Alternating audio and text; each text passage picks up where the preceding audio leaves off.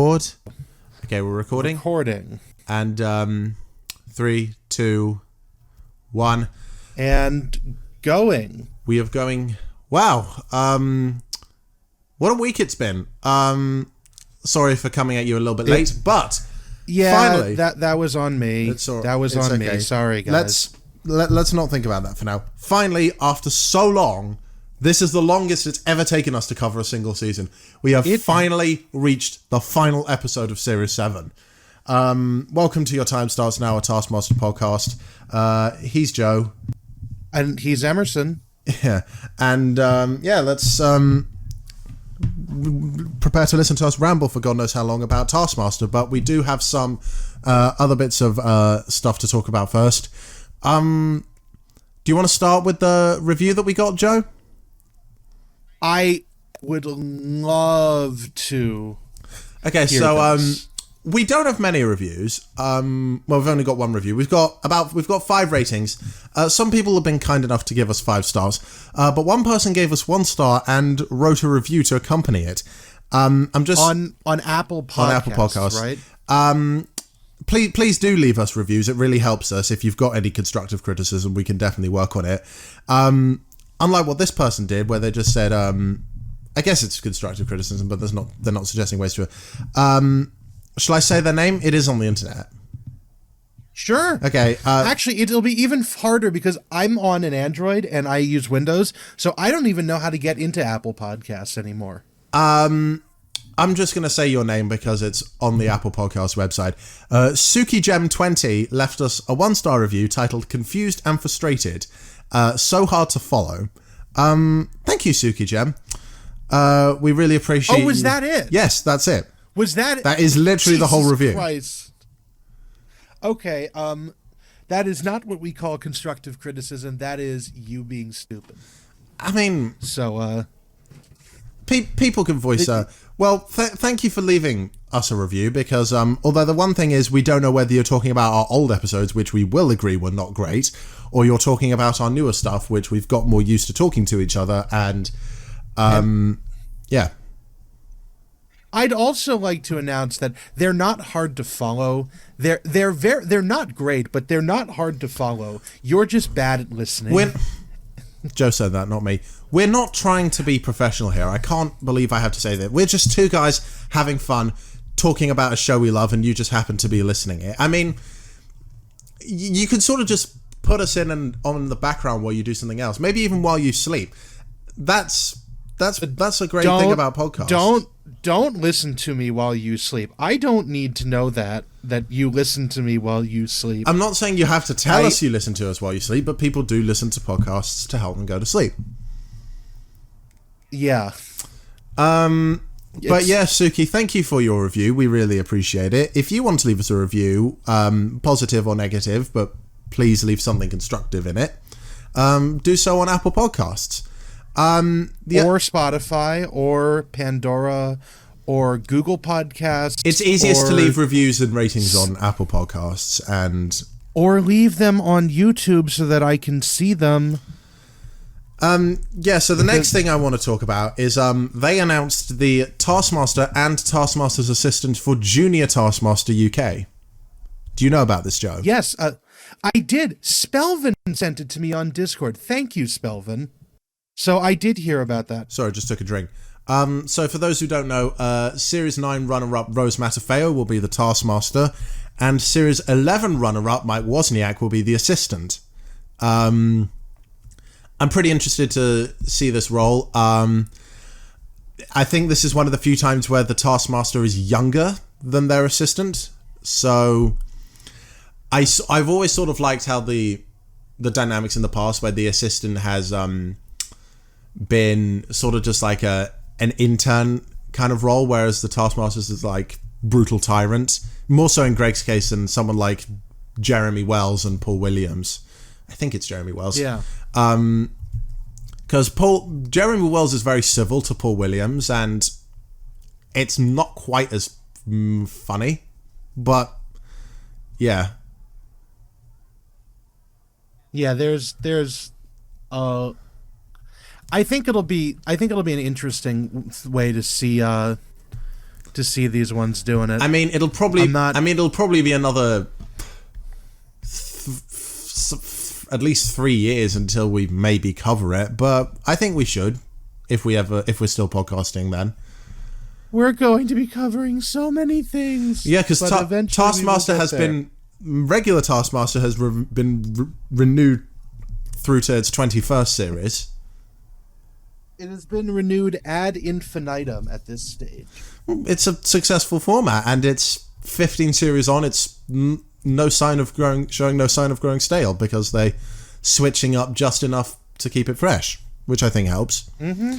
And the last thing I want to talk about that's not sort of Taskmaster related, but not quite, is Eurovision. Do you watch Eurovision, Joe? I have meant to watch this year's Eurovision. I know who won, but it's not easy to watch in the United States. It's like you have to use like Peacock and other, but you've got to find it. Yeah, but the thing they live stream it on YouTube now.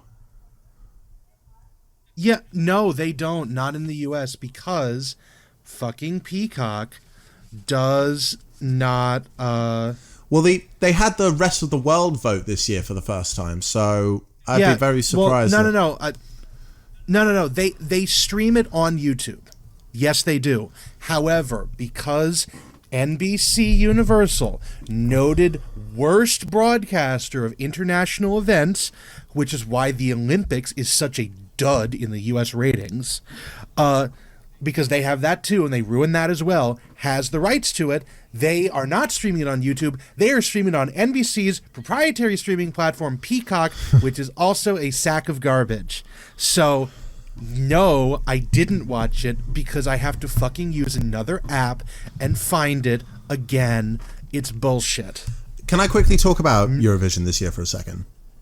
Yes, please. I know that Sweden won. Sweden did win, which means they're now tied with Ireland for the most Eurovision wins at 7 each.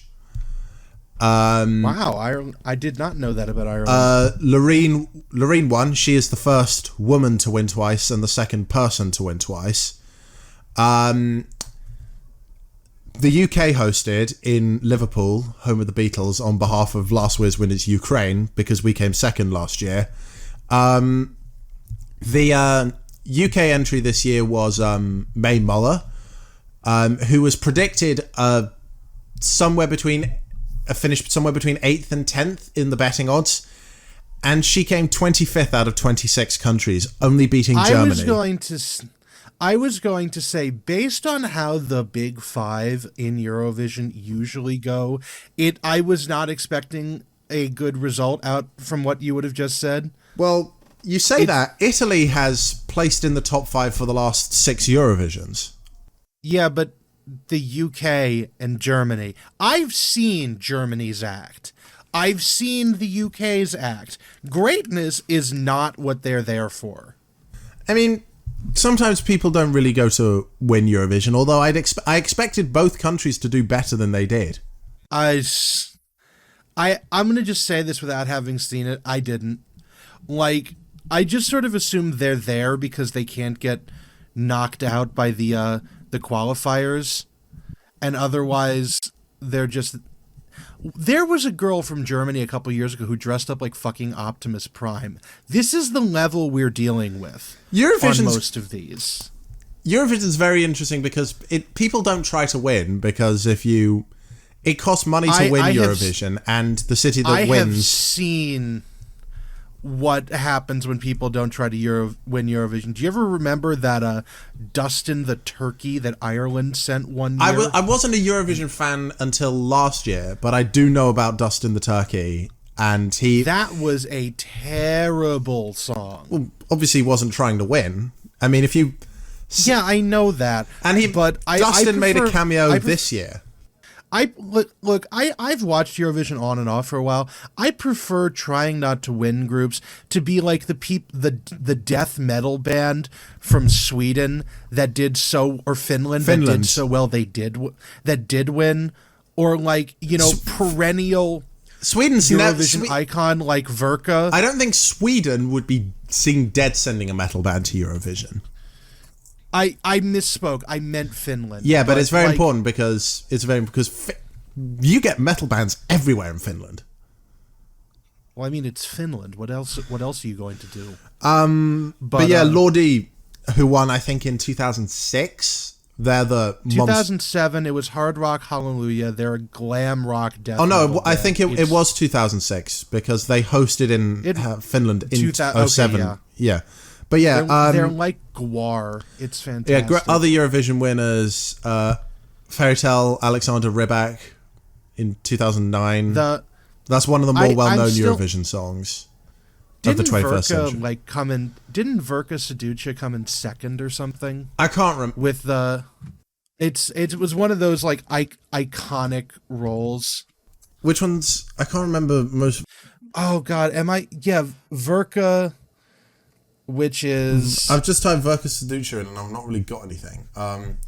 Is this the? You didn't spell. Can you describe how they spell? Describe how they look.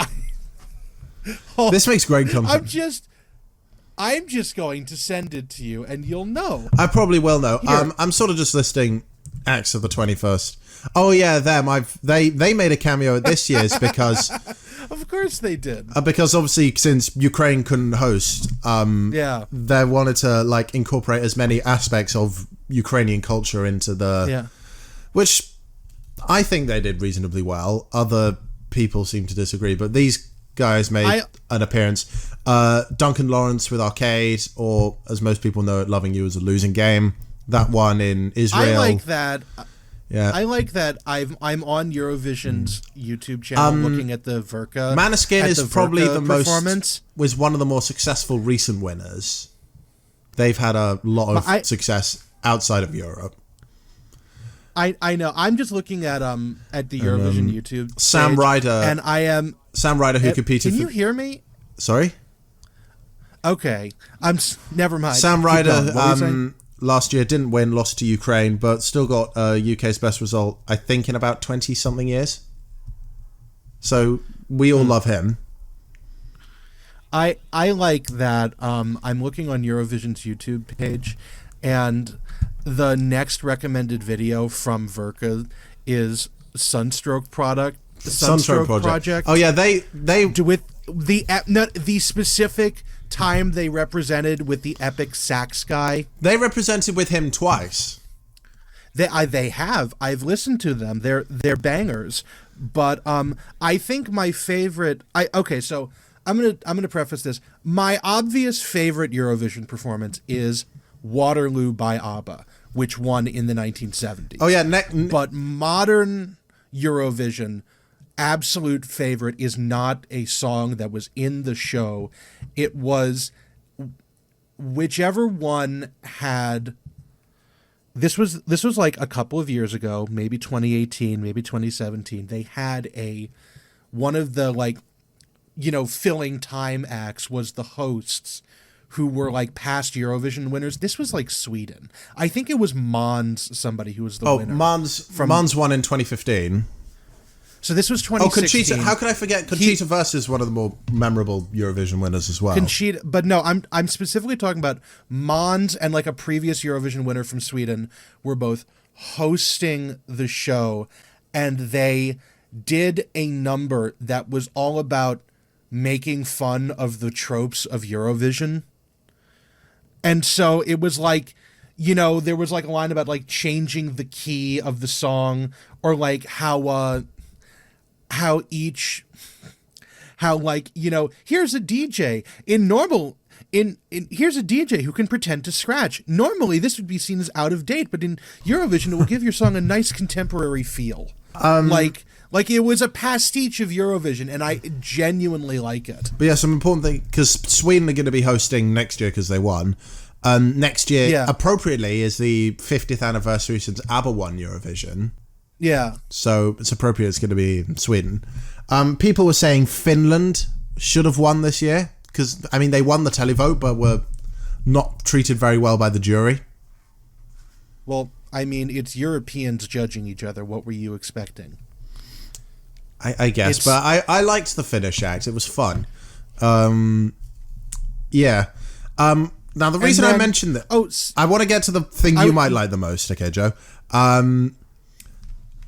Graham Norton does the commentary for the final here in the UK. But this year, because he was seen sometimes going out onto the main stage, he had a co-host in the form of Taskmaster alumni Mel Gedroich.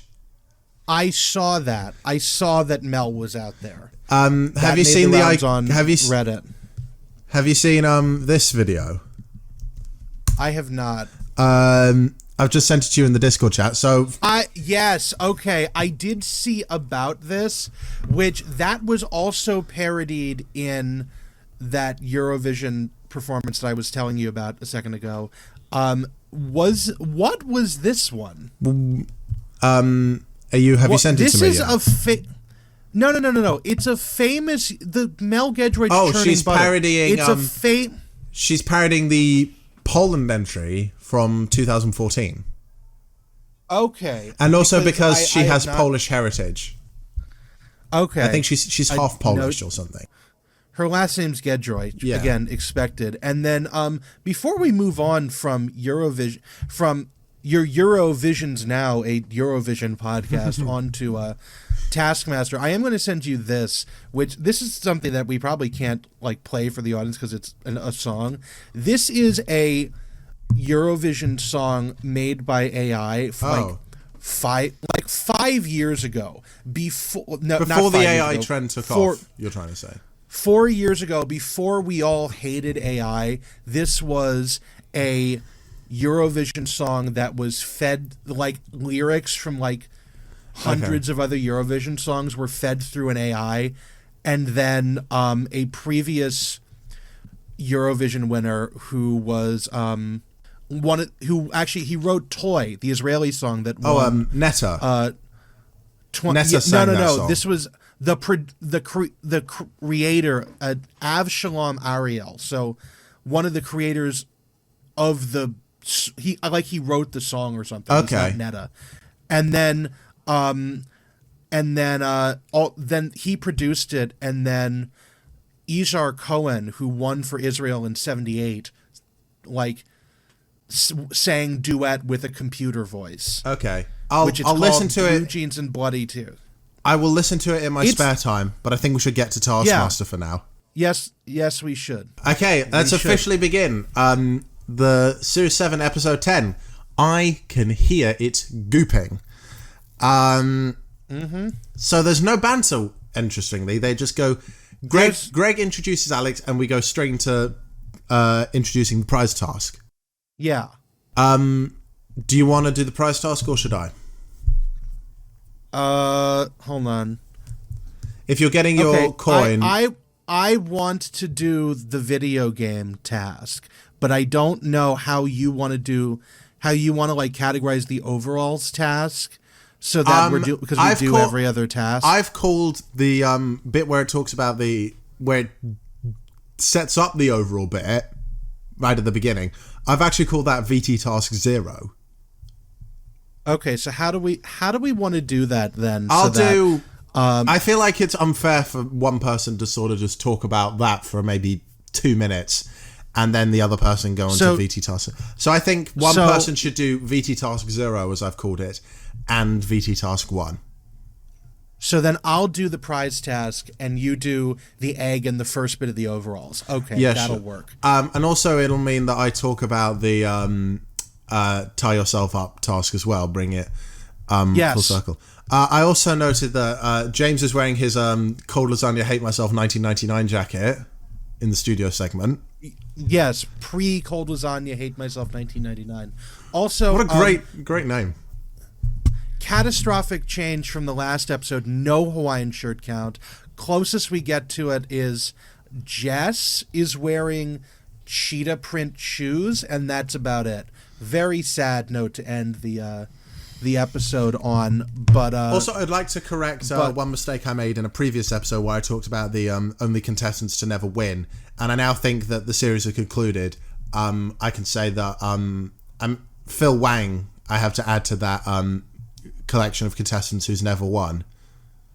Yeah. So the only contestants who have never won an episode are Romesh in Series 1, Joe in Series 2, Sarah Pascoe in Series 3, Nish in Series 5, Phil here in Series 7, and then Judy Love all the way in Series 13. I can't comment on Series 15 yet, because we've still got 3 episodes to go. But anyway, Joe, discuss the prize task, please. So this task is something that Alex actually makes fun of as this is a expansive task, and it's bring in the most magnificent stationery, which I actually like a really hyper-specific thing like this, because the hyper-specific tasks are more interesting, I think. It's interesting, and also you will occasionally do the thing where you name some wildly specific interest and you find out that you've opened up the lid and there's just a deep chasm in someone's head that is they're really into this, as happened with Carrie Godleman. Because if we think back to, if we think back to Series 1 where the prize tasks were very vague, like most unusual, most beautiful thing, those did result in more interesting prizes, I think. Well, it depends on the contestants more than it does anything. I feel that Taskmaster was not seen as something to be taken very seriously back then, I think. Yeah, well, it depends on the contestants as well. Like if you've got someone who's known for going gonzo over a task, like, say, Tim Key, who brought in the reindeer skull for the most magnificent thing. That one you might give out vaguer tasks because you've got the most interest, more options for him for it to go wild. The coolest thing you can hang on the wall or something. Yeah, for the reindeer but skull. if you've got a bunch of fucking nerds, I feel that if you put, and I'm going to say this without having seen the season he's in yet, if you put Dara O'Brien in charge of a bunch of hyper-specific tasks, hyper-specific prize tasks on a panel with Ramesh, as he was the person creating the prize tasks, is what you're saying. No. If you gave Dara O'Brien, Joe Lycett, and a couple of other these really nerdy guys in the most magnificent stationery thing, you'd get the kind of stuff that makes good television. But if you gave Rod Gilbert this, you'd get horse shit. I think maybe Dara O'Brien would be one of those people who would you can get those giant novelty pencils that actually work. That is better than what we would have gotten here. Because, so this is bring in the most magnificent stationery, and we get 2 good things, 1 terrible thing, a cake, and Rod Gilbert. So let's just we don't actually get Rod Gilbert, but it's... No, we get Rod Gilbert bringing Rod Gilbert to this task. Rod Gilbert energy. Keep going. So Jess is first. So Jess is first. Jess brought in something that does not impress Greg, but actually specifically something else from 1999. Was it 99? I wasn't sure. The quote says, "I completed 94. My 1999 transportation survey," and we were talking about James Acaster's "Cold Lasagna Hate Myself" in 1998. The pencil. It's a pencil that says "I completed my 1999 transportation." So I assume the last 9 in 1999 was worn off. I thought it said 1997. Either way, me personally, I actually really like pointless branded merch because, a 1999 it's not pointless though because it's a pencil. No. The branding is pointless, is what I was trying to say. I like branded merch from a very specific period in time. It's a good joke. It's a good joke, but I wanted to make sure that I got that I don't care. I don't care if you booed and said "shut up." At least I would have got some reaction out of you from it. Well, don't interrupt me mid rant, not mid rant, mid ramble. Because are you telling me to stop interrupting, Joe? I have been trying. I have been trying, but what I was saying is I really like normal conversation is people butting in with other people usually. Yeah, and I was told all through my childhood that I was being annoying when I did that, so I try not to now. But and I still get told as an adult by people who are related to me that I'm being annoying when I do that. So I try not to. But anyways, I really do like... I just want to say, because this episode has been delayed by a grand total of 8 days, I have had to watch this episode 3 times. Do you not take notes? I do. Do you not take... I do take notes. How do you not remember this? Well, I think I need to change the way I approach these episodes, because usually I only watch each episode once, and I'm so hyper-focused on taking notes that I don't really notice the episode. I think starting next year is I'm going to watch the episode purely taking notes, and then watch it again more for just like a leisurely purpose, picking up on little things I missed, if that makes sense. Well, no, I do that. I do exactly what you do. I watch it and I take the notes. I just remember it. Okay. People take information in differently. Have you considered getting a better brain? You know just what? becomes smarter. You know, funny. It's not mean-spirited. That's not mean-spirited. Funny you mentioned that. I actually have. The problem is, it costs hundreds of thousands, if not millions of pounds. Actually, I think brain transplants are in the realm of impossibility. It's one of those things. You wouldn't be the same person if you had a brain transplant. That is also true, but have you considered violating the laws of medicine and just getting a more developed prefrontal cortex? Sounds like a fun way to kill a couple of hours on a Friday. Just go to the gym and sit on the brain machine and work out your brain for 45 minutes. And you'll be fine. Brain workouts are doing 3 times a week for the rest of your life. Okay, first of all, brain works out to doing those puzzle things. And I wrote down from my second watch, you're doing shit when Greg puts his head in his hands and not even says anything. Yeah. In response to Jess. Now... Actually, so getting back to Jess, I like ephemeral branded merch. This pencil was probably ordered a couple hundred of them for wherever this survey was being taken place. Oh yeah, we didn't even mention what made Jess's thing so quote-unquote funny. It's a pencil that says, I completed my 1990 something. I think it says 7. I think it says 9 online. And it's chipped off. I'm going to go with 1999. I completed my 1999 transportation survey in like big blue Cooper black font that is with quotation marks. I love that. Unnecessary quotation marks are so stupid, and people do it all the time. But we should mention the big thing, which is that she didn't actually do the test. Did she not? I must have missed that. Oh no, she didn't do the test. That's what makes it so magnificent that she was able to get a hold of the pencil. That's hilarious. I love that. But I love ephemeral branded merch, stuff that was never supposed to exist for more than like a couple of months. And so I really like that. What has Phil brought in, Joe? Phil has brought in a pen that he claims was made of solid gold, but because this is in fact Phil Wang, the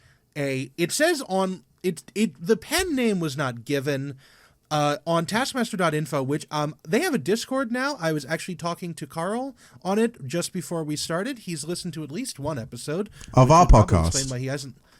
Which would explain why he hasn't listened to any more, because he probably listened to episode 1 and did what a lot of people did, which is turn it off, because that sucks. But I did send him the link to the Taskmaster USA, because we might be the only people to have watched it the whole way through. And I actually was it's on Taskmaster. Oh yeah, you're talking about Taskmaster.info. Sorry. Yeah, Karl. We went on a bit of a tangent that I've edited down for time. Sorry, keep going, Joe. Which is going to be the first fucking time in the history of this show we have done that. But I was talking to Karl on Discord, because they have a Discord now for Taskmaster.info, and we appear to be the only people who have actually listened to Taskmaster USA, so I sent him those episodes to listen to. And if and I wish that I'd found out about it before we were recording episode 10, because I would have asked him if he wanted to come on as a guest. But because when I say I was just chatting to him on Discord, I literally was chatting to him 5 minutes before we started recording. Oh. But and if you heard any keyboard clicking in the background, that was me sending him the link to Taskmaster, to our episode 1 of the Taskmaster USA series. Right now. Sorry, you actually offered him the chance to be a guest. I did not because this, like, we started filming 5 minutes after recording. Recording. I mean, you can ask him if you want. No, we film these and just don't bother putting that video up there. It's totally fine. No, I'm not. I will ask him, because Karl, if you're listening to this, if you decide to binge us while we're on summer break, I guess it is. If you watched our first episode and then turned off, I beg you, Karl, keep listening. We get better. I promise. No, he's going to listen to the USA ones. He thought the opening to episode 1 was very funny, but I'm going to ask him if he wants to come on. I re-listened to that mini-series we did a couple of times recently, and I really like it. It is really good, and I still can't get over the fact that I told you I was going to do the bit at the beginning of episode 1, and you fucking interrupted me mid-flow, and it still, like, drives me a little bit nuts when I listen to it, because I know that because it threw off my pacing just a little bit. I'm sorry, but you know what? Nothing's perfect, and perfect's boring. That's what I say. Sure. But anyways, we have gotten like halfway through the task in. I'll say this now. Welcome to come. I just want to say, knowing us in the past, we're going to breeze through everything from this point on. Yes, we are. Karl, you are welcome to come on this show. I will offer it to him when we get closer to an actual record date. Which won't be for a while. We'll get more into that later. Won't be for a while. Let's talk about the laminator. Anyways, on taskmaster.info, it says that it's a biro. I'm still on Phil. It looks like it could also be a Bic Cristal, because do you know what? Joe knows a little bit about pens. The Bic Cristal is a high point in mid-60s industrial design. It's like one of the great design icons of modern France, which you wouldn't think about that, but it is an enduring and beautiful design of a pen. I don't know. It could be a fucking biro. We actually don't have biro in the United States. When people say biro on British television, I have no idea what biro is supposed to be, but if it says biro, I'll take it as biro. Doesn't matter. It's garbage. It's gold foil. Phil had wrote 24K it's horrific. Gold on it. It's horrendously bad. It's not great. I'd also just like to point out something that I had to Google this. Stationery used to mean anything that you could buy in a stationer's shop, which a stationer's shop sold various writing utensils, paper goods, all that sort of stuff. In the US, stationery is almost like hyper specific to paper and not pens or anything. So when I heard stationery, I was thinking like cardstock, really good quality paper. And so none of this is what I was expecting. But I would have rated it a little bit harshly, but now that I'm aware that like this is different in the UK, I'm fine with it. But should we talk about what Carrie brought in? Yes, we will. So Carrie Godleman is an enthusiast of stationery, as it turns out is the Taskmaster himself, Greg Davies. They both have an idea of what the best thing in stationery is, and they're not sure if the other one's on the same page. They do a countdown: 3, 2, 1. A laminator. You were supposed to be with me on 3, 2, 1. I said laminator with you. I said laminator with you. That was a hell of a delay then. There's going to be a bit of a delay. There's going to be a bit of a delay. But that is an extreme delay from Discord then. Holy shit. But Discord has weird delay time. But then it might sound better in the edit, who knows? I hope so. But anyway, this is where some of the allegations of Greg's favoritism towards Kerry stem from, I think. That is fine. It's fine. I'd rather it be favoritism than outright targeting someone for negative points like he did with Hugh Dennis. But that's an interesting anyways, way. I will say though, this episode made me. I don't know what it. I started to not like Kerry Godliman in this episode.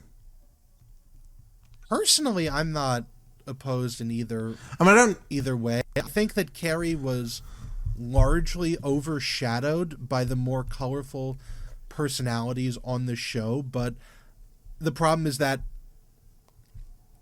in the manner of the tortoise versus the hare, while James did fantastical things and occasionally really fucked up, as did Jess Knappett, the other competent person on the show, and Rod and Phil often went down in flames, Kerry was always just sort of like trucking along, scoring like 3s and 4s and 5s and getting towards that goal. Should we talk about what Rod has brought in, Joe? Yeah, yes, we should. You are just moving this along. We have 40 minutes in. We are 40 minutes in.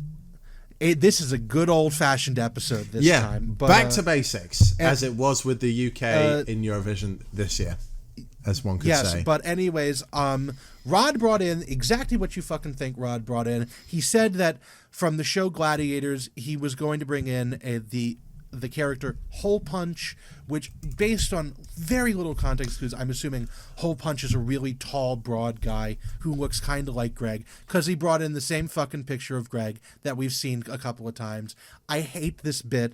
I really hate this bit. Rod could be like one of the best performing contestants in the entire show if he tried, and he never did. I'm going to count up the number of times Rod brought in that picture from my notes. It's like 7 in some capacity. And just keep talking.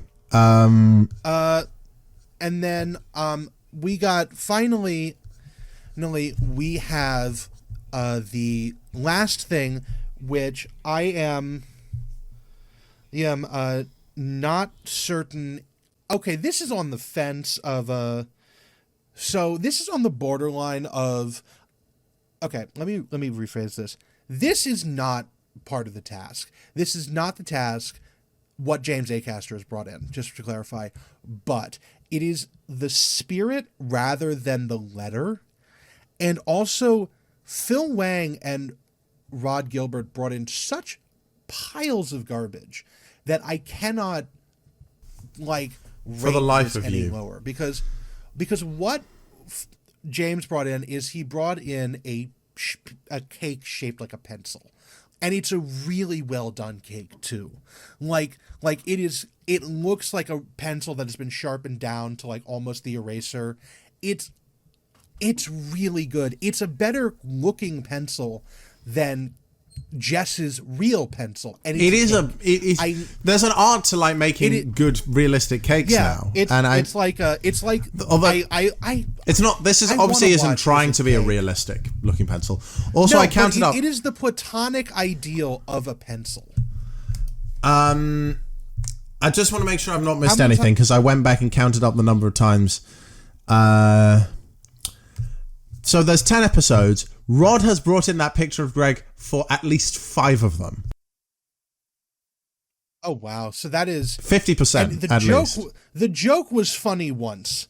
But again, if Rod Gilbert had tried, he could have won the season. He could have been one of the greatest performing contestants in the show. He just didn't try. And it wasn't even through ineptitude or like forgetfulness. It was on purpose, and I don't like that. I think if he'd like maybe once in maybe the first 2 episodes, and then maybe in during the middle, and then right at the end to sort of complete the comedic rule of 3.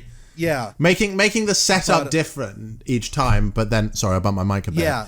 And then somehow working it in just those 3 times without us expecting it, that would have also been fine.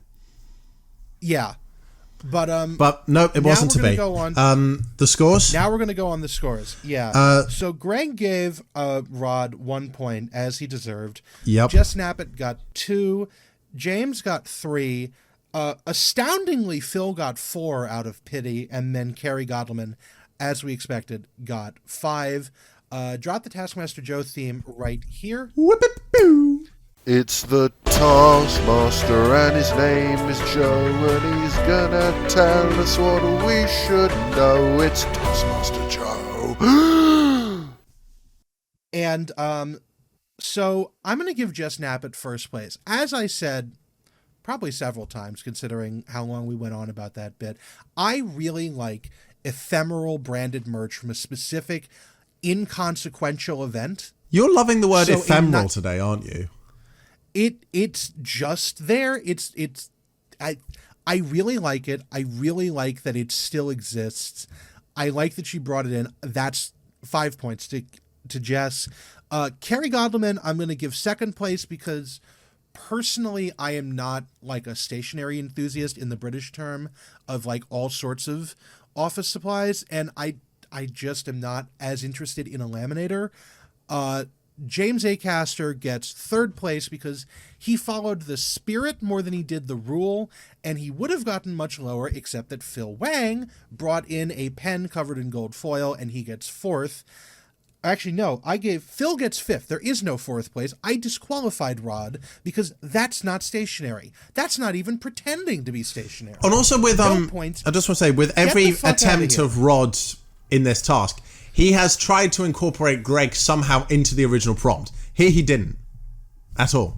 Yeah, it's just terrible. So anyways, there is no adapted version of this task. Let's just go on to the next one. Let's finally put this prize task behind us after, I'd say, well over 40 minutes, yeah. And let's discuss what I've already called, and what I like to personally call, VT Task 0. When you hear this siren, during a future task, put on your boiler suit and lie flat on the ground. You may not touch or move the boiler suit until the siren sounds. Fastest wins. There's not a lot to say because this is the setup of something that will be paid off in a future task. I will say that the entrances of the characters were funny because they do this. Yeah, of course I do. You know what I'm talking about. The people, because they're doing this in the foyer of the house. So Carrie like knocks on the door and then has trouble getting it open, so Alex has to open it, and James throws the door open so hard it almost knocks the I also want to say that Jess's method of remembering the siren is Jess Knappett, it hurts. And Rod also thought that the siren would go off a lot earlier than it did. So he genuinely stood in the corner by the boiler suits for 20 minutes. But yeah, that was. Oh god, really I don't know what's happening to my voice. Yeah, we'll find out the results of that task before too long. But on to the first proper VT task. VT task 1: find the boiled egg. You may touch 2 eggs. You may damage 2 eggs. You may not damage the boiled egg. Fastest wins. Your time starts now. I don't have a lot of extra notes. I wrote detectives, which I think was a missed opportunity right there. I do have some notes of that. Let me talk about what each person did, and then you can see if, unless any of the notes apply to. Oh yeah, I should say there's a couple of there's a couple of eggs. There's a quail's egg as well. There's a rubber egg. There's one egg that's painted red. Yeah. I think, or I want to say it was painted red, but it looked more like it was painted in some coated in liquid latex or something because it was very shiny. It's like glazed. It's glazed or something, but actually this is how Alex lined them up. Is that he lined them up alphabetically from left to right, which is actually from left to right when you're looking at from the camera's perspective. It's the other way from the contestant's perspective. He laid them out alphabetically: air, boiled, cling film, dummy, egg parentheses quail, and fresh, because the first egg is an empty shell, then the boiled egg, then an egg wrapped in cling film, then the dummy rubber egg, then a quail. Sorry, I don't know if my mic was muted there or not, but I took a drink. Kerry and Rod and Jess are paired up together, I believe. I say paired. There's three of them. It is Rod, Jess, so and Carrie. They are shown together. I'm just going to say it now. All three of them damage the egg to an extent. Yes. Jess, was it Carrie or Jess who only touched the boiled egg? I think it was Jess. Jess only touched and damaged one egg, and that happened to be the boiled egg. It was. I think it was Jess. I think it was Jess because. Yeah, I don't know. I will say my favorite line from this task is Rod, because he shatters the fresh egg, and like it explodes. And he like, does ask whether the egg was hard or soft boiled. boiled. Shirt, and he goes like, as he's covered in dripping egg. Is it hard boiled egg or soft boiled egg that I'm? I think it would have been a bit unfair if it was soft boiled. So, but I just it's not even that. It's just the absolute hilarity of him covered in dripping egg. It's like too little, too late. Question. Kerry touched and damaged the air egg, and then she damaged the boiled egg and was disqualified. There's not a lot to say about anyone else really. Rod damaged both the fresh egg, like we said, and the boiled egg, and he was also disqualified. So we've got nil point, to quote Eurovision, for 3 people right away. And then we've got the 2 young boys, the hula hoopers, as we could call them, I guess. What Phil does is he has this tactic to try and use the egg cups to touch the eggs instead of his hands. But it doesn't really work because he still damages the boiled egg with the egg cup and disqualified. James takes a similar approach. He only touches the egg cups, and this is where we get the I Hear It Gooping title from. He shakes one of the eggs around. I think it might have been the fresh egg, and he says he can hear it gooping. And also if the egg was cling filmed, does that count as not touching it? If you touch it while it's cling filmed. That's what I think that's where he said suck it. I'm sure that if anybody else had managed to not damage, I think it's where he said suck it again or something. Would have come up yeah, he said suck it again. We got I Hear It Gooping from when he shook one of the eggs, and he also was able to look at, I think maybe just because it was not as a bit more dull in colour than the others, he was able to look at the rubber egg and just say that's not an egg, that's rubber. If you touch the rubber egg, or I say egg because it's not an egg, would that have counted? Again, I believe James said that. I believe James had like a thing like the empty egg was like, there was no egg in there. It's just the shell. And then this was a rubber egg. This is cling film. Depends on we're thinking too philosophically. But James was the only one to correctly identify the boiled egg out of everyone, so he gets 5 points. Informant, it's 51, might I add, which means that I actually do have a note. I think the scoring was a bit off in here, because James was in first place, as he should have been, but everyone else's scores were not quite right, because everyone's scores from the first task, except for James's, should have been the same. But one of them was on 7 points for some reason. I think it was Kerry, and I don't know why. Like, if you watch the first scoreboard, the scores are not right if you look at them. I actually didn't look at the scoreboard at that section because I was writing down something. Well, if you choose to decide and go back and watch it now, so I will take. I can't give an accurate run, but it's immediately after the task. This task is completed, and James is given his 5 points. So I'd say it's within the first let me look. half of the episode, as unhelpful as that is. Okay, come on. Yes, hold on. Yes, there is. So, according to this, the screenshot is at like 15:12.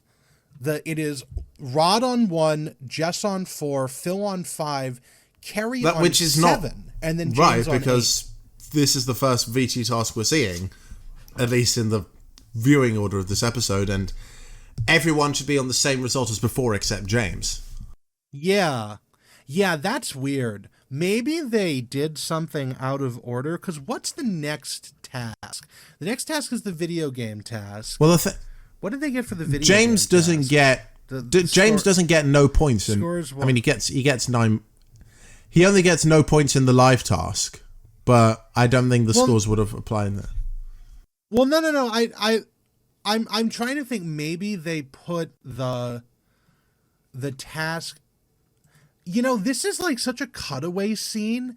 Maybe they took film from another episode and just stuck it in there and dubbed and put the audio track different, because there isn't like even a thing from a different task. Like you couldn't have, like, unless they put like the tasks real. I mean, we know the tasks aren't filmed in the same order they're shown. Filming. Yeah, I'm just trying to figure out like yeah, that must have been some sort of production. Would you like to talk about the next task, Joe? This is the video game task. Yes, I very much. Did we get all of the score? Yeah, we did get all the scores in. So this one is physically recreate a classic computer game. Best recreation wins. You have 1 hour. Your time starts now. And I would like to start this out by saying this is one of the most inventive ways of presenting the task we've had yet. They walk into the main room of the Taskmaster house, and there is a old style CRT. Well, actually, no, CRT TV. Not an old style one. This is like a mid-2000s Sony Trinitron, like one of the last gasps of big high-end CRTs. Because I had one when I was a kid. They're fairly easy to find, and there's an actual game on it, Taskmaster the game, with a picture of Alex, a picture of Greg, font and everything like that. And then you go in through it, and there's a map of the house. There's a map with Alex sprite, and there are actually choosable player sprites. Phil's skin tone is noticeably a bit inaccurate.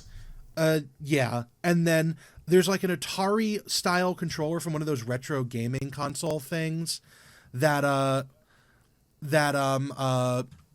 they rigged up as a controller. And then my favorite part of this is something that really only I would notice, because I am big into old technology. As some of you may know, some of you have watched this for a while. When they show the screen of the television, which, fair play to the people doing the camera work for this season, that's not easy. You have to mess around with the settings in both the television and the camera to prevent the rolling shutter from picking up the scan on the TV's magnetron, not the magnetron, the electron gun that fires the electrons at the screen to actually make the thing show up. If you don't get the frame rate exactly right and the refresh rate right, you will get lines on the screen. And so they managed to get that perfectly, and you can tell that it's a CRT because the reason is that usually why. Is that usually? I think we discussed it in the Buckaroo Banzai episode, but is that why they put footage over the TV? That's usually why. Actually, if you go back and watch like Star Trek II, the movie, they actually had CRTs in the bridge of the Enterprise, and they had to tune all of them so that they showed up properly on camera. And there were like 60 televisions. But and this one's great because you could hear the hum of the flyback transformer a little bit. That's the high-pitched noise, by the way, that CRTs make. It's called the flyback transformer. It's basically a little magnet that's moving like several thousand times a minute, or actually several thousand times a second, as it directs the electron beam across the screen. And because CRTs TVs are basically very small particle accelerators, they're fucking wild. But anyways, when they have the camera pointed at the screen, you can tell that it's really the CRT image, because the reason why CRTs are good for retro gaming is that retro gaming was designed for the smear of how the TV works. It's a little bit softer than a standard LCD or flat screen display. So all of the pixel art forms like rounded shapes instead of blocky ones. So when I make a couple of notes? Can I give a couple of notes, please? Sorry to. So you know how the introduction to the task was Greg playing a computer game, and it was like really bitty Alex Horn jumping over a couple of wooden beams or something. That is not a video game, by the way. That is a... I know it wasn't a video game. I'm just going to say, I genuinely thought he was going to deliberately make Alex in the game trip over. Yeah, that one at the introduction, it's just an 8-bit filter over video of Alex running around. But also, Rod said something that I genuinely wish was the episode title. Yes. He I think we'll make this the description for this episode. He calls Greg the patron saint of fucking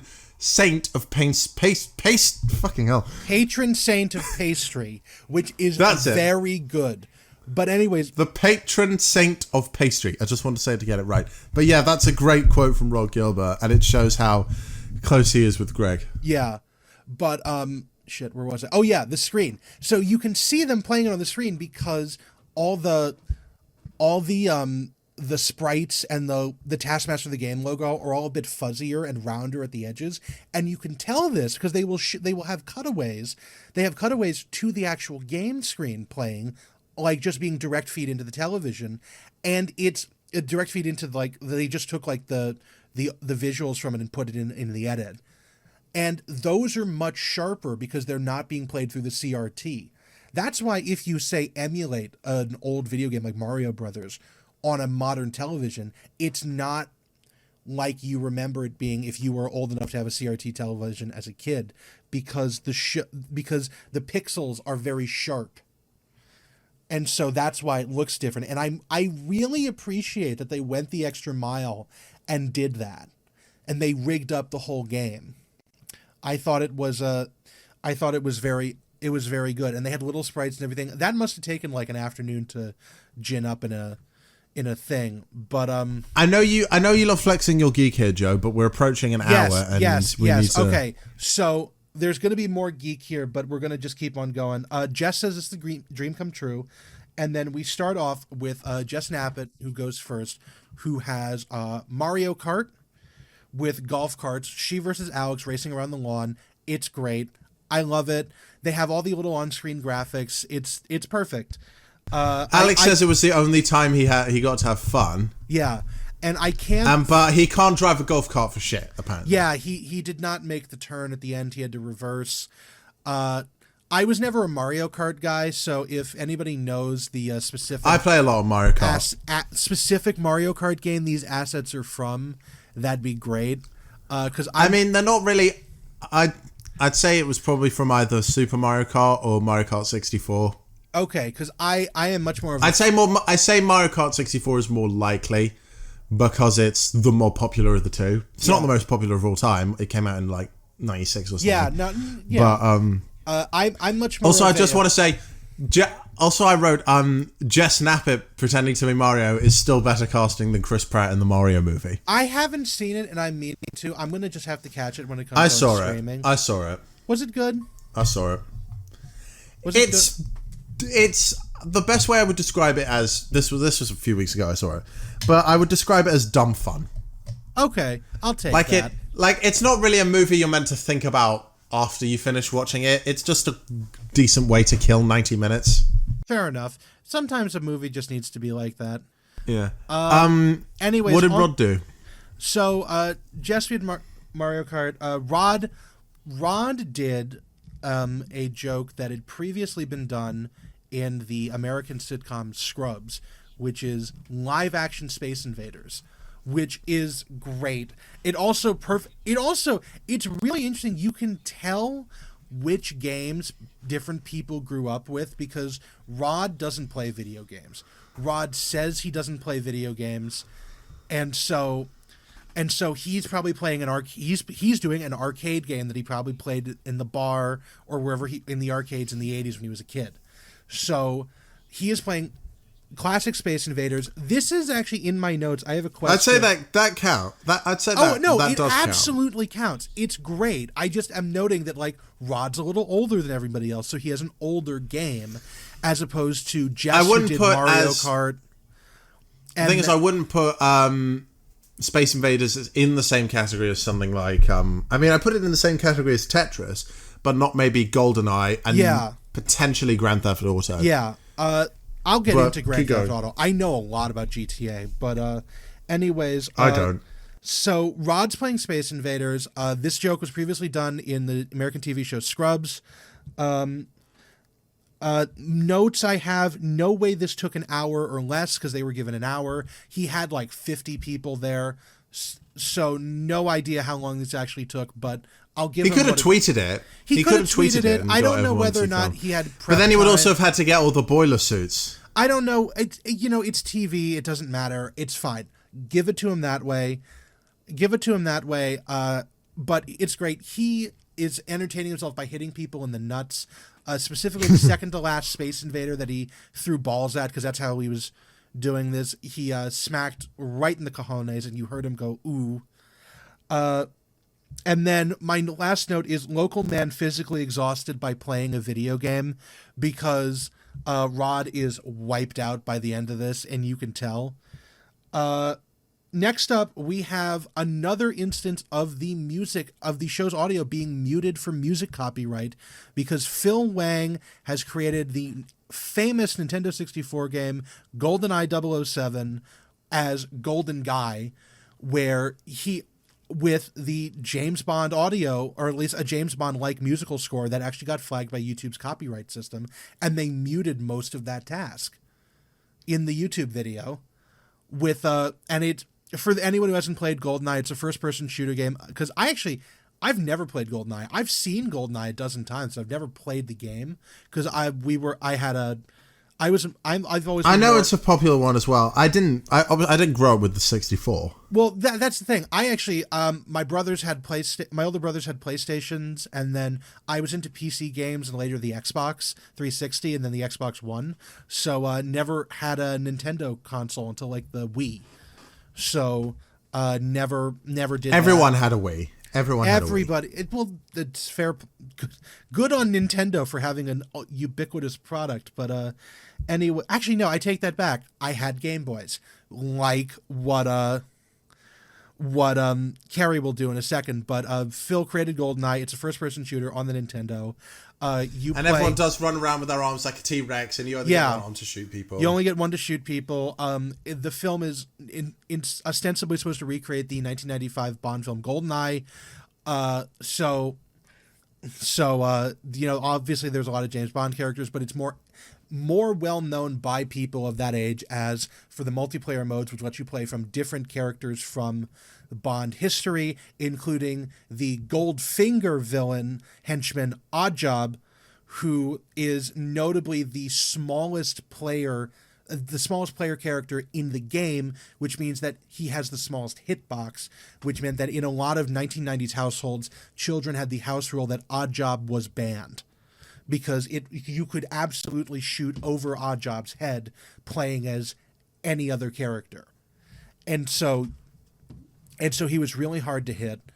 And so that's why they did that. That's actually interesting. I didn't know that. And then actually I just learned this the other day from a podcast that I was listening to that was talking about GoldenEye. Apparently the second smallest character was Alan Cummings' character Boris from GoldenEye, who if you who was like the second smallest character, and so if you crouched down, he had a hitbox almost as small as Oddjob's. Anyways, Phil did not do the meme thing, which is what a lot of people did in the 90s of sappers only, which was like, basically like a small hand weapon that you hit somebody with. Instead, they used guns, and then they both ran out of bullets, and then Phil and Alex, with one arm taped behind their backs, tried to fight over a small golden gun in the middle of the room. And Phil got it because Phil is James Bond, and James Bond has to win. And he shoots Alex, who is playing Oddjob, which I think is kind of funny that Phil, the small Asian man, is playing James Bond, and Alex Horn is playing Oddjob. But not even. That's just funny. Phil is, of course, the hero in this. I also would like to point out something that Greg says, which is that he makes a note that it's a James Bond game that's confined to one room, which really shows that Greg did not play video games in his youth, because I, who have never played GoldenEye 007, know that most of the GoldenEye 007 is single room or like multiple room levels because it was a Nintendo Like 64 the Taskmaster game. house is not a. The Taskmaster house is not a dissimilar location to It GoldenEye. absolutely could have been. I believe the first level of GoldenEye, which is based off of like the first scene of real GoldenEye, is set in a bathroom. Like that's what it is. But anyways, after this we get Kerry Godliman, who is also doing a Nintendo title, everybody's favorite block game, Tetris, which she is recreating. There's a movie about Tetris out. There now, is. I think. This is the year of the Brand movie, because there is a movie coming out about the Air Jordan sneaker. How Tetris was made. About the origination of Tetris, the origination of the Air Jordan sneaker, a documentary about the legalization of pinball in New York City, which is for some reason. There's also a Flaming Hot Cheetos movie coming out, and then there's a BlackBerry movie. I guess this is the year of the Brand documentary or the Brand biopic. But anyways, the Brand-o-pic. Yes, Brand-o-pic. But anyways, Carrie is recreating. Is that today's title? The Brand-o-pic. Yes, that's great.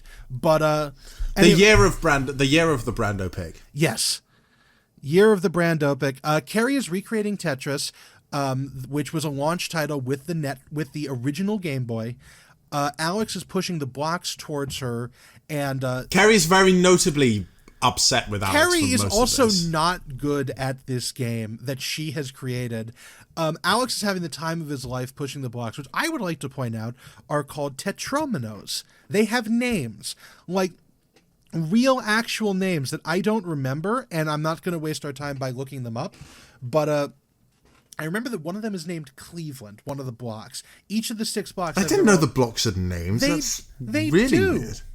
And they do. It's very interesting. But You learn something new every day. yeah, Carrie loses. Carrie has a hissy fit on top of the game as Alex keeps pushing blocks at her. And then finally we get to my personal favorite, Grand Theft Acaster. James... And that's funny because it's still GTA. Yep, that Alex makes almost the exact same joke. James has, of course, redone Grand Theft Auto in the driveway of the house. He walks around like a GTA character. He even does a jump. It's great. I would like, and then he steals a car from Alex, then a bicycle, then he beats him up, and then he gets shot by the police. I've never played GTA before, but I would genuinely play a GTA game if it looked and played like this. Well, okay, that's actually the very interesting thing that I wanted to talk about, because I am fairly knowledgeable on the GTA series.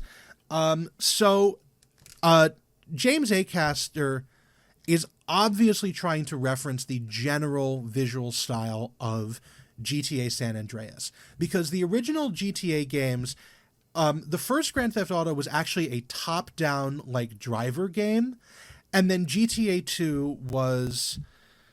God, it was a different style, but the real GTA games that we know started out with 3D graphics with, I want to say GTA San Andreas, which was in the 90s, which is probably what James is doing. And it has the same feel as like because it's also, they're obviously taking frames out of the video to give like a bit more of a jumpy feel, which looks exactly like how GTA San Andreas did. However, when James is selecting his different weapons to shoot, because they have the graphics come on screen, he is using the weapon wheel as a selector, which was not introduced until GTA 5. As a screen mechanic, and I remember that because I was really fucking excited for GTA 5 back in like 2013 when that came out, and I remember like just eating up all those promotional videos where they introduced all the new shit they were doing for that game, and the weapon wheel was one of them. I specifically remember that, and then he goes through, he does it, and then he gets shot by the police, and then the wasted symbol comes up. But I do think it's funny that iconic meme that might be the thumbnail, the wasted. Yeah, and then the weapon wheel. I just thought it was really interesting because if he was trying to do GTA 5 or at least have the graphics from GTA 5, GTA 5, then he wouldn't have needed to take frames out of the video. There wouldn't have needed to do any editing because GTA 5 is really smooth, really like humanistic. Also, I do, now that I actually looked it up to talk about this to make sure I had it right, I would like to point out that I misspoke just a moment ago. The weapon wheel was introduced actually in the PSP version of Grand Theft Auto Chinatown Wars. Which was like an expansion for GTA 4 that came out before GTA 5. And then they've since added it in to the definitive editions of GTA 3, Vice City, and San Andreas. Actually, James might also be trying to do Vice City. I'm not sure, but it's one of the 3D era games. Because GTA 3 was the first one.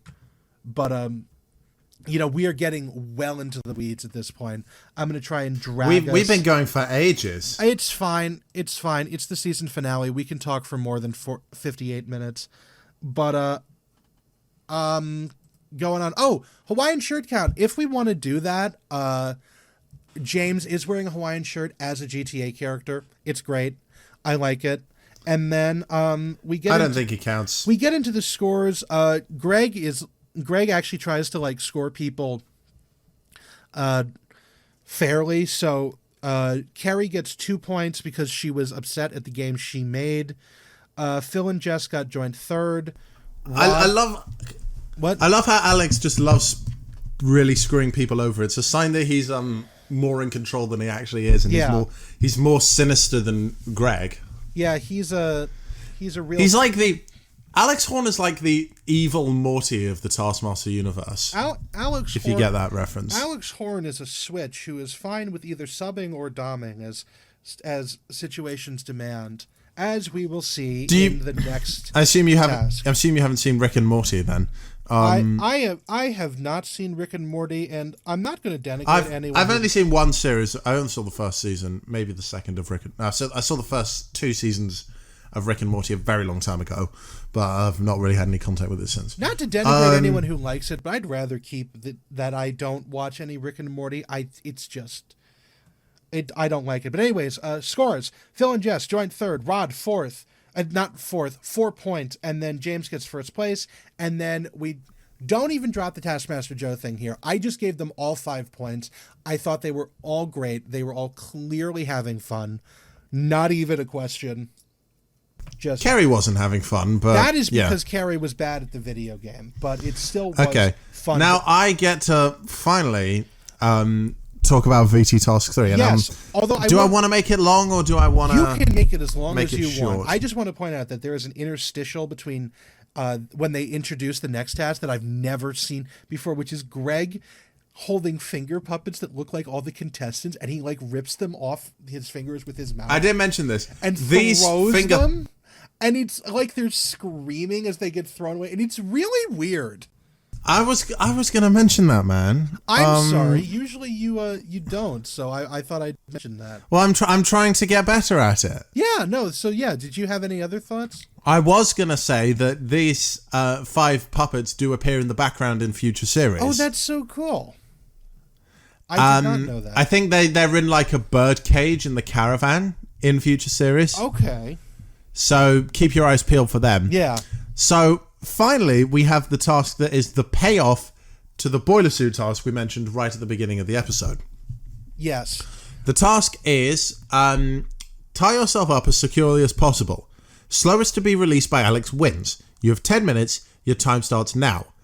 Now, for everyone, the siren to signify to put on your boiler suit goes off 5 minutes into the 10 minutes for everyone. And the reason why this is so great is because some people were tied up. They will, of course, struggle to get the boiler suit on. James is first. We don't know that at the start of the episode, at the start of this task, though. We don't, but we can assume it has to come at some. It has to come at some point. Actually, I didn't. I thought after this they were going to have like a montage of like behind the scenes footage of the siren going off at inopportune moments. Like we were going to see like them setting up for another task and the siren goes off and like Jess has to burst in and grab the boiler suit or something like that. I didn't think they were all going to do it at the same time during the same task. Okay. Also, I would like to point out one other thing, which is that at the beginning of this, Rod asks, "Is this a sex thing?" Clearly looking at Alex, which to an extent, maybe it is. Of course it is. Alex has, and I've determined this now, he definitely has a humiliation fetish. He's probably into rope play. I'm not sure. We're just going to learn the entire sexual fetish list of this guy over the course of this show, because this is all real weird.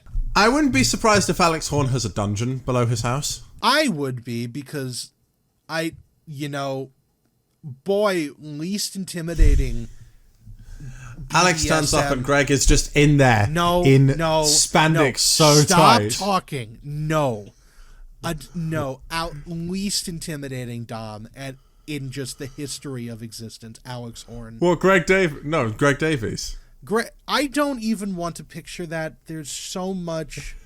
You don't have to picture it. Rod has already given you most of the material. There's so much just of Greg. We're going to keep on going. Keep on going. Just keep on talking, and not about that. Make me. Man, I can close my Audacity window and go eat dinner. How about that? No, please don't do that, please. Okay. Man, it's midnight here. I know, let's keep going. What James does, obviously we as the audience don't know that the siren's going to go off, although most people can probably expect it. James starts tying himself. He ties himself by his legs first. Everything's going pretty standard.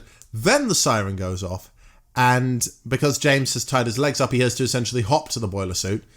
He should be lucky he tied his legs and not his arms, or else he would really struggle to get the ropes off. I thought it was funny that he actually asked himself, why did I tie the legs first, as he was trying that? And he used like wire that he found, so he actually had to he had to cut himself for tin snips to get them off, and he couldn't get it off all the way. He eventually got it off when he got into the room with the boiler suits. So he gets in, he puts the boiler suit on, lays down on the floor. No, he doesn't. He lays down outside. That's something I thought was interesting. I don't know why. I didn't know he did. Well, no. Everybody else laid down wherever they were and after they put on the boiler suit. James, for some reason, opens the doors, goes down the steps, and lays down on the driveway. You're right. There is no benefit to that at all. Rod does it too, but Rod has a benefit of. Yeah, but Rod has. James would then have to take it off, and then is there a part of the task that says you have to hang it up again, the boiler suit? No, most of them are still wearing it when they tie themselves up again. Okay. But James starts retying his arms. He was untied in 8 minutes and 5 seconds. I didn't write down the scores for how long it took him to get into the boiler suit, but I know that he was second slow. He was second quickest. Hold on, let me or something. No, he was second slowest. He was second slowest. Sorry. James had to untie himself, which he did after 2 minutes and 46 seconds. And then that's the boiler suit. And then he was untied in 8 minutes and 5 seconds. So we don't know anything else about that, because that's all we get. Jess, Kerry, and Phil are all paired together. Yeah. Jess also ties her feet, and the siren went off, so she jumps into the house, and she manages to get both of her legs into one leg of the boiler suit, which is not bad. But she was much quicker to be untied than James was, 2 minutes 46. Kerry's tied herself to the chair, and when the siren went off, she went into a stop. She was like, no, that's not fair, even though it was perfectly fair. And I didn't like Kerry in this moment. I just didn't like her. I thought this was funny as hell. I actually was noting that, Kerry... I didn't think it was... I thought it was funny, but because I was... And I can't believe I'm having to say this. I was laughing... I found it funny because my trajectory of liking Kerry had gone down, so I was sort of laughing at her misfortune in a kind of almost, dare I say, not nice way.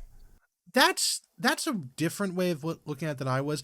I thought it was really funny because we got this great moment when James was doing it, that James was like, the chair is a trick, or we don't have to use the chair, which he did and then Phil did. But Jess and Kerry both were like, the task is on the chair, I'm sitting in the chair. Presumably I have to use the chair in the way that a lot of people do sometimes. And so Carrie is like strapped herself completely into the chair, and you know what's coming at this point, so it's just ridiculous. But when she gets untied, she puts the boiler suit on. She has a hissy fit on the floor. She's not happy. Yeah, because Phil things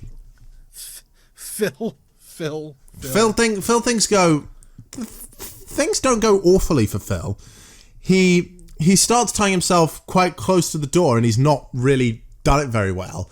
So when the siren goes off, he's able to pretty much just wander in without hassle and just put the boiler suit on and continue. I thought that was so funny because they introduced his lack of urgency. Because was funny. We know that the siren's going to go off, and they're introduced because Alex asks, does anybody else going to tie themselves up without thinking about the siren? And then we get naive, nappet, gullible Godleman and fool Wang is how he introduces them for this.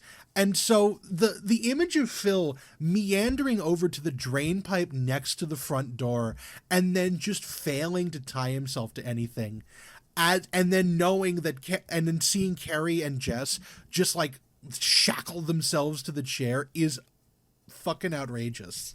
It's great. Man fails by, Phil wins by doing nothing. This, in a sense, was the perfect task for Phil Wang. And I was also I don't normally talk about the commercial indent is not the indent, but to segue into the commercial, Greg tells commercial ident is what it's the technical term, I think. No, the segue into the commercial by Greg saying, "Guys, it's go piss off for 6 minutes or something." Yeah. Greg tells the camera to come closer, and he whispers, "I love you." Genuinely, I whisper back, "I love you too, Greg." I almost knew you were going to do that. I was wondering. I actually was thinking to myself, "What is Emerson going to say about that?" That was really fun. That's really funny that you thought that. That you said that. That's great. No, I just felt some connection to the man on the TV because, like, parasocial in a kind of sad way, parasocial relationship. There we go. To be fair, I'm just gonna say I can. I'm not giving you shit for this. I just think it's funny.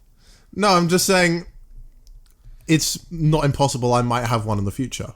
I don't know why. I'm not in one currently. I don't feel that way currently. Do you know? Although ever since Snapchat introduced the AI feature, I've got someone who constantly talks to me. Do you know what parasocial relationship means? You're in a relationship with something that can't love you back? Incapable of loving you back? No, you're in a one-sided relationship, usually with a media figure, that you feel that you know them because you see them every day, but they do not know you. So it's not that they're incapable of loving you back. That's just they don't know you. It's a so like I take it back. I would never have a romantic relationship with an AI. Would I have a parasocial relationship? Probably not. But there is one person left to see, Rodney Gilbertson. And as we know, throughout the series, Rod has a very unorthodox approach to most tasks. Which he does so well in this one. Yes. And contestants mainly have given Rod shit for going against the grain in most tasks. But here, they're applauding him and saying, well played. What Rod does is he ties Alex to the chair in the most secure way possible. He takes his time with the boiler suit, though. He does. But he doesn't... He was second slowest after Carrie. Yeah, because before Carrie. He went and he, got the boiler suit. First he heard the alarm and didn't react to it and, just kept tying Alex up like a fucking serial killer would. And then, eventually... he was genuinely going to hold him for ransom. And then eventually sort of cottons on... And the patron saint of Pastry would have to set him free. Yeah, and then eventually sort of cottons on he has to do something. He meanders over, he gets the boiler suit. Yeah, he goes... Puts it Joe, on. I'm talking about this task. I'm talking about this task. He puts on the boiler suit, does his thing. Well, he comes back and lies down. He comes back. Oh, but he takes Alex's shoes off, puts them on his hands, and then he puts a bucket over Alex's head, making it, at first glance, almost impossible for Alex to even attempt to free himself. And eventually Rod has to untie Alex. Yes, he does. I do like at one point Rod walks away to get lunch, and he asks Alex if Alex wants anything, and Alex says something sharp. And Alex, something sharp. Which, I don't know if you have this in the UK, but in America we have different grades of cheese, specifically cheddar cheese, and it goes from mild cheddar to extra sharp. So, for me, the joke would have been mature cheese is quite tasty. No. I would have just brought Alex a brick of sharp cheese. That's what I'm saying. Mature cheese is quite sharp. So I don't know if you guys had grades of cheese like that. Or maybe he could have brought a Sharpie or something. Yeah. So anyway, the scores for the untying task.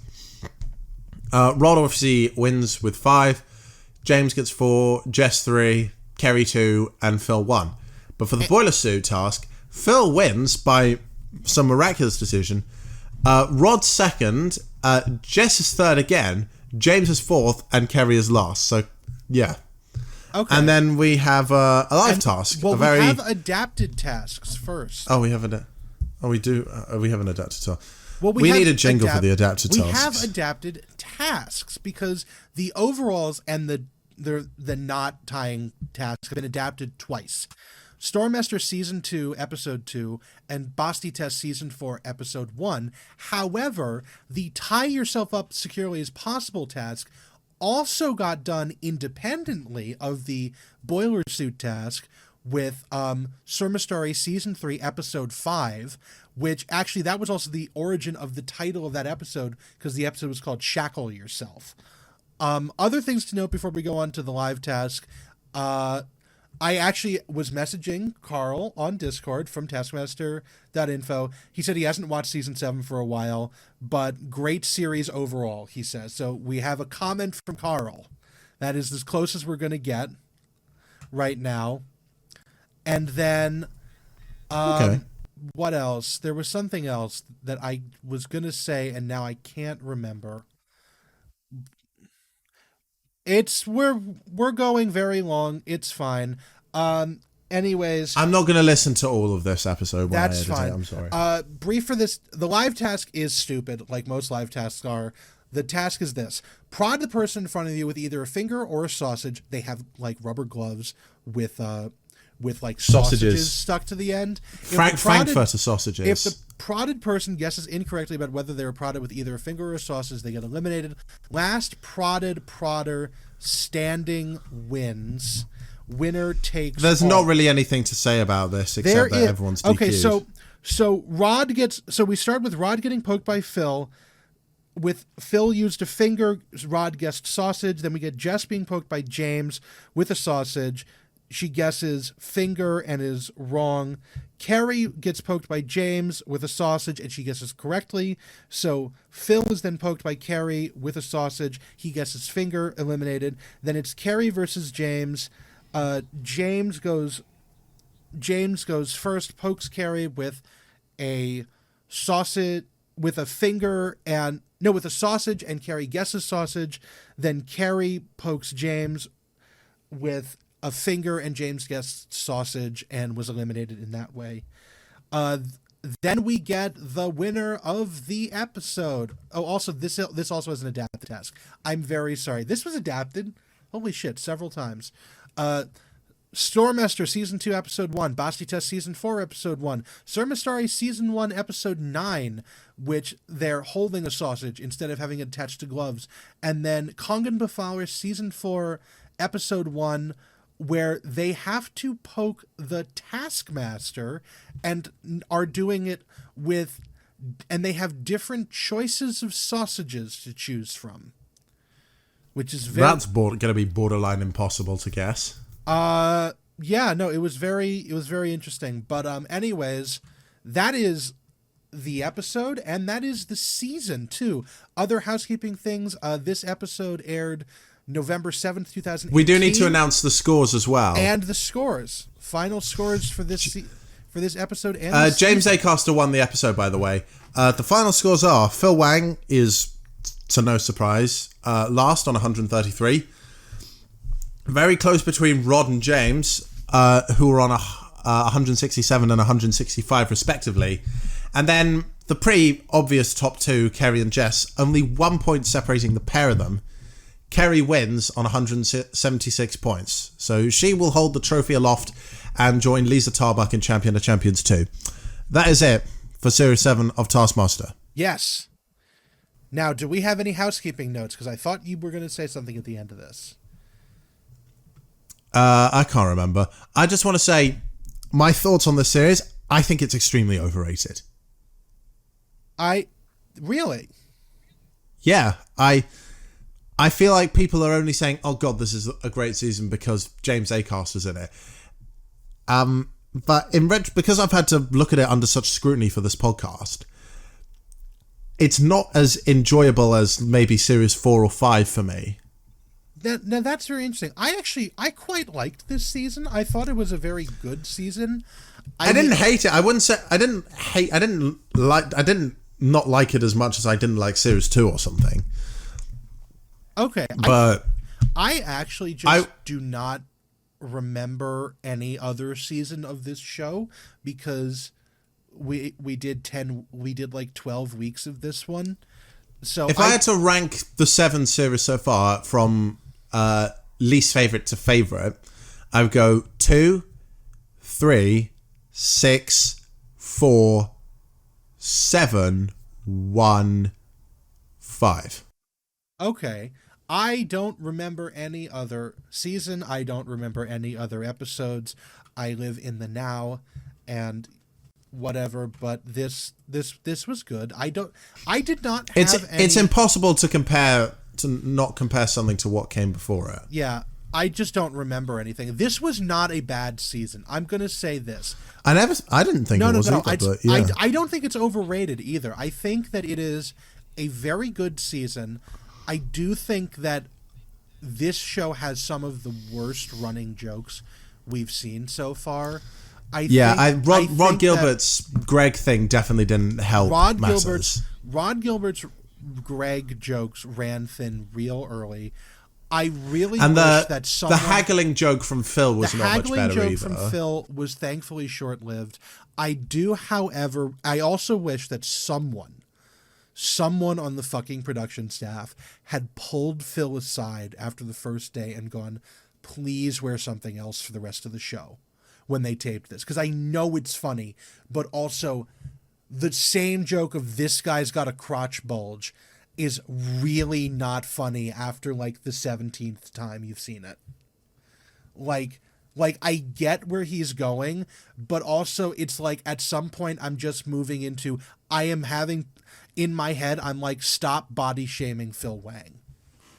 It's like, that's what at the point I was at towards like episode 9 was like, it's just, and then but you know, overall, this was great. The interactions between the guests were really funny. You really have to get someone who's like James Acaster bouncing off of like someone who's really high strung bouncing off of someone who's really low strung like Rod, and just putting them together really works. Yeah. Like I think we're going to see more of that when Ed Gamble's on, which I'm excited for. Oh yeah. Series 9 is a great series. But before Series 9 comes Series 8, I wouldn't expect that till September at the earliest. We're not going to really be able to record any long-term content over the summer. I want to take a break from this, as I assumed as Joe. I think it's really funny that you are going to be physically closer to me than you ever have been in your life, and you're not going to be able to record stuff when you're on the same continent. You can understand that. I do. I just think it's funny. Well, having said that, though, I will be close to Joe, and I'm going to try and meet up with him and do something. We'll do an IRL episode. Yeah. That with a camera that we can actually there's actually some merit to posting to YouTube. Yeah. Okay, listen, I like posting shit to YouTube. I know how to do it. I know how YouTube works. This is like my one I'm not thing. saying there's more of a reason for it to exist. Okay, that is all I have to say. Okay, we've been rambling for nearly an hour and 40 minutes. We've been tracing back to, this is going back to where we're going back to our roots with these long episodes here. Because a lot has happened. Hour and a half. How long? An hour and 40 minutes. Okay. Goodbye. Right. We will see you soon. We're going to stop. I'm going to let Emerson go to bed. Goodbye. Have a wonderful Thank summer. you. We will see you in September, August, maybe. Goodbye. Bye. Bye. Bye. How do I hit...